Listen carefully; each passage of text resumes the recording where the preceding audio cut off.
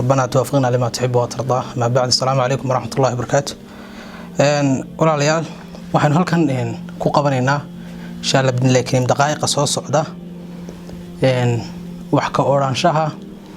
amba soo koobida buug iyo diraasad magaceeda la yiraahdo Building Moderate Muslim Networks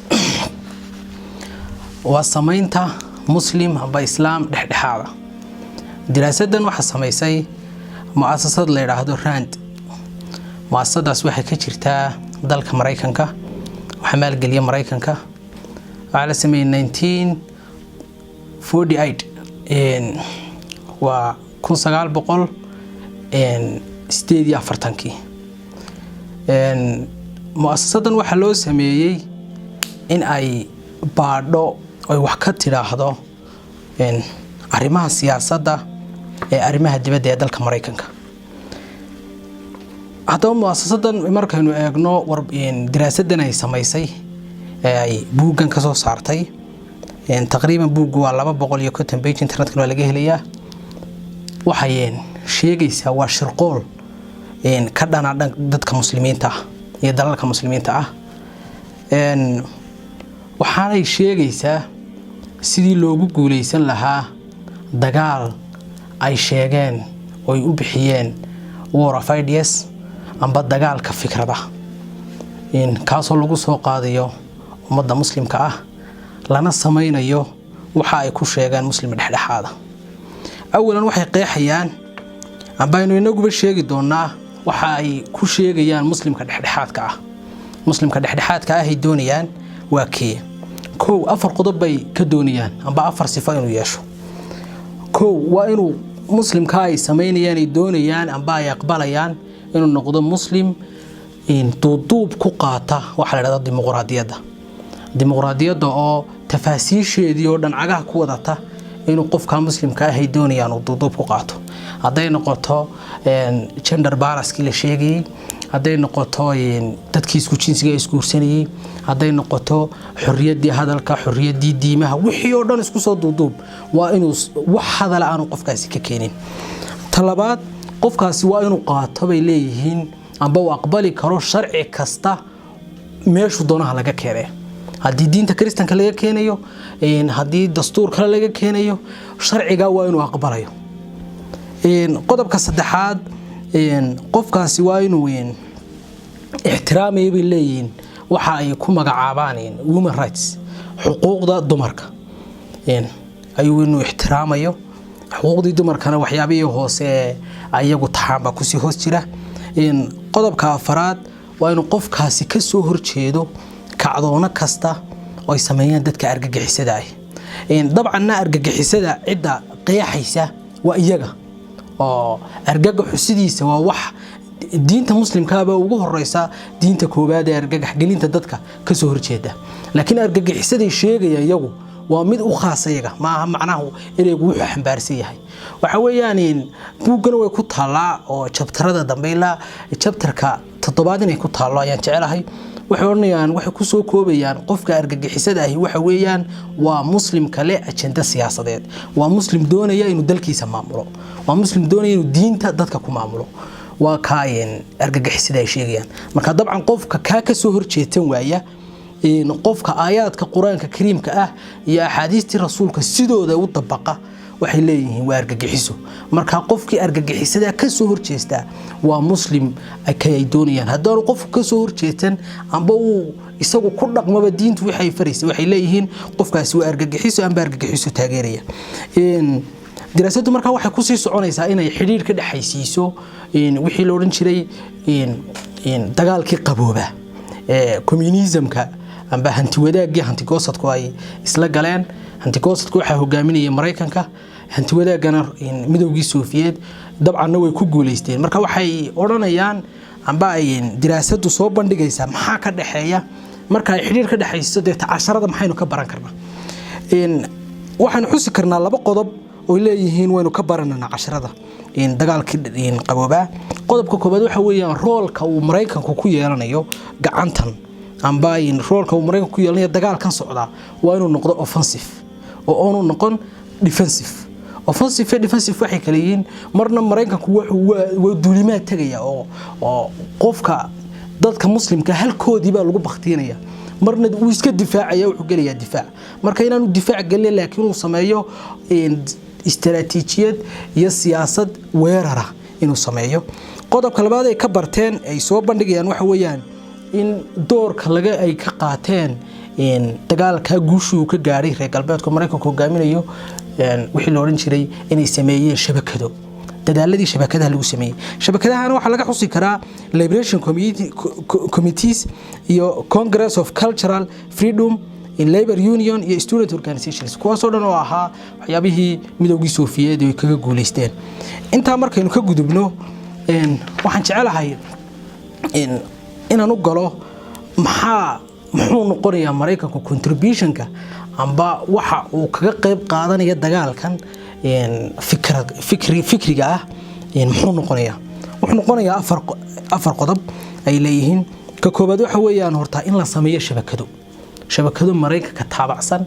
in la sameeyo qodobka labaad in loo taageero dhaqaale ahaan loo taageero qodobka saddexaad waxa weeye policy-ga iyo waxa ay ku shaqeynayaan in hawl maalmeedkooda in laga soo dejiyo wasaaradda arrimaha dibadda ee dalka Mareykanka qodobka afaraad ee Mareykanka kaga qayb qaadanaya waxa weeyaan inuu isku muujiyo oo dunida u muujiyo inuu ka madax banaan yahay dhammaan networks-kaas oo dhan oo waxa ay leeyihiin markasta oo guusha network-gaasi uu gaaraya waa markasta oo Mareykanku u muuqdo mid ka madax banaan waa inaan la arag hadii la arko waxa dhacaysa buu leeyahay ra'yul caamkii ayaa ku toosaya waxaan aynu wadno laakiin waa inaan la arag oo Mareykanku ka madax banaanaado networks-kan iyo ururadana u muuqdaan kuwa ka madax banaan iyaguna Mareykanka oo wada diin amba diintii lagu magacaabo inay diintii saxda ahayd ee islaamka ay sidaan inta markaan inta kaga tagno wuxuu soo bandhigaysaa diraasadani wax la yiraahdo dadka Mareykanka caawinaya amba dadka Mareykanka shuraakada kula noqonaya mashruucan ee la doonayo in la dhiirigeliyo la dardargeliyo ee la doonayo inay noqdaan kuwa fulinaya midida fulinaysa lagu goynayo wax inay noqdaan waxa weeyaan qolyaha loo yaqaano secularism-ka qolyaha labaadna waa liberalka qolyaha saddexaadna waxa weeyaan modern transitionist iyo suufiyiina saddexda qolo ay leeyihiin xoog la saaro qodobka koobaad waa dadka ay leeyihiin waxbay barteen diinta iyo siyaasadda iyo dawladda hal kala saaro dadka waxa ku doodaya fikirka noocaas ku doodaya ay leeyihiin xoog la saaro qolada kale liberalku wax badan kaga ma duwana laakiin iyagu waxay hadiya jeeraale xagga siyaasadda iyo islaamka in la isdhexgeliyo wax badan la iswaafajiyo oo ay leeyihiin islaamkii waxaan ogolo islaamka ay nusuustii leexiyaan ayay kaga sii khatarsan yihiin qoladan xoog la saaro qolyahan kale suufiyada waxay aad ugu amaanayaan inaanay dawladaha iyo nidaamyada jira aan iyagu faraha soo gashan oo wax kasta oo meesha jooga bay leeyihiin waa qolo looga faa'iideysan karo in lagu fuliyo waxa xusid mudan inay sheegayaan doorka uu caqabada uu ku qaatay sheekh weynaa sheekh Maxamed bin Abdul Wahhab uu lid kaga noqday qolyahan iyo manhajkan ay wadaan doorkaas iyagana way xusayaan oo way ku xusayaan kitaabkoodan amba diraasadoodan intaas waxa uu sii sameynayaan gruubo sii sameynayaan marka waxay leeyihiin gruubada uu sameynaya waxa weeyaan dadka labada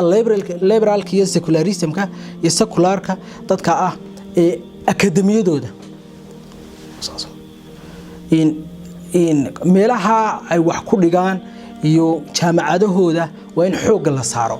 waayo way leeyihiin waa meel dadkii saameyn badan ku yeelanaysa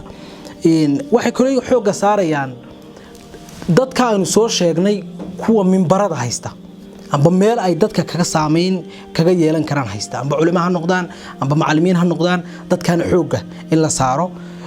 waxay kale xoog saarayaan dadka u dhaqdhaqaaqa arrimaha bulshada noocay doonta ha noqoto dadka u dhaqdhaqaaqana waxay saarayaan xooga waxay leeyihiin xooga la saaro iyagana laga faa'iideysto qolada shanaad ama groupka shanaad waxay sheegayaan waa dadkan joornaalada soo saara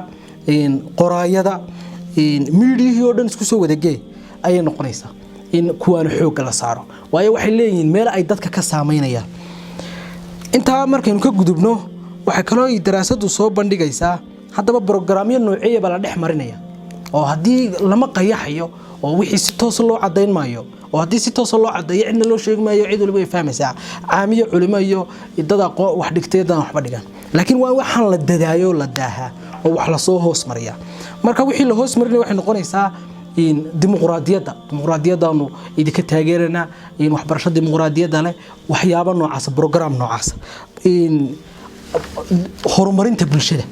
way ku soo hoos gabanayaan waa NGO-yadii oo dhan isku soo wadagee way soo hoos gelinayaan danahoodaas in programka saddexaad amba meesha saddexaad ay soo marinayaan waxa weeyaan diblomaasiyadda waa safaaradihii arrimaha dibadda ee amba wasaaradii arrimaha dibadda ee dalka Mareykanka qodobka afaraad waa media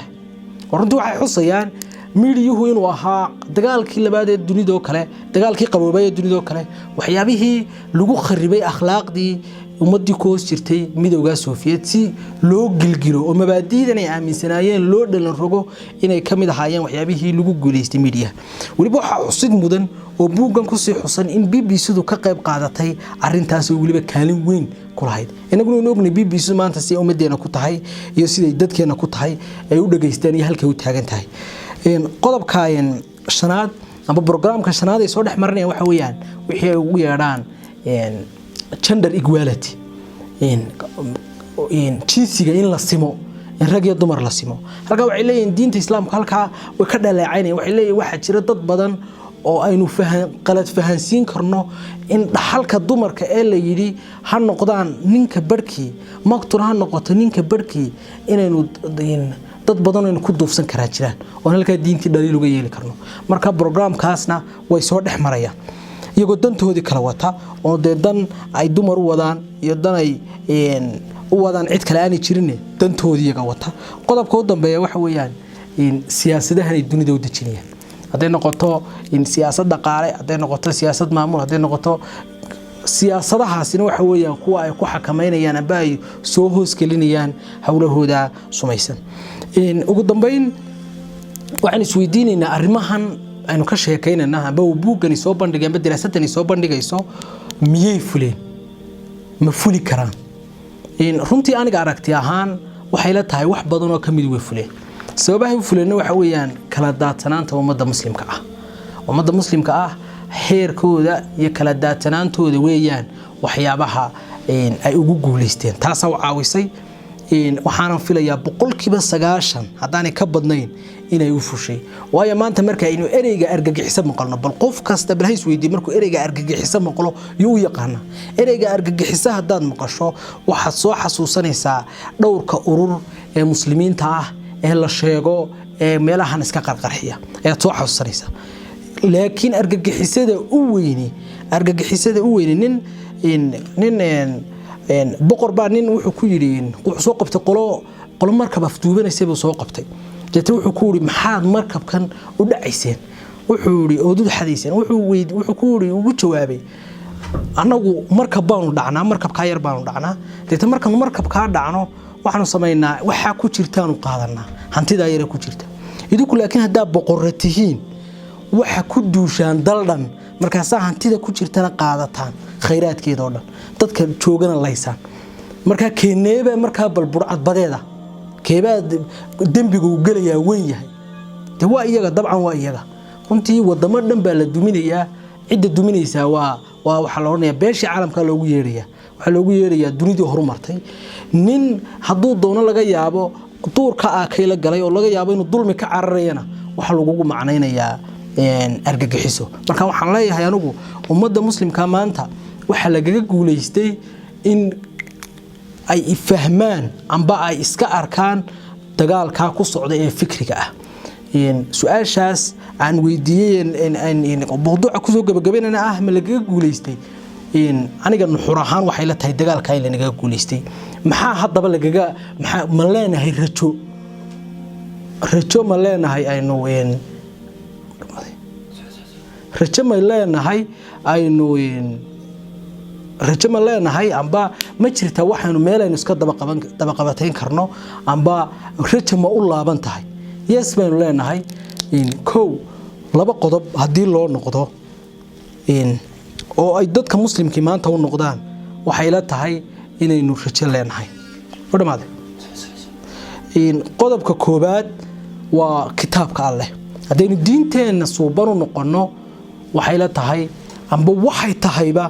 in umada maanta inaga soo horjeediyo dagaalka fikriga aynu kaga guuleysano qodobka labaad aan ku soo gabagabeynay waxa weeyaan inaynu ku noqono taariikhda inaynu wax akhrino taariikhdii islaamka ku noqono waxan maanta dhacaya oo wax hore u soo wada dhici jiray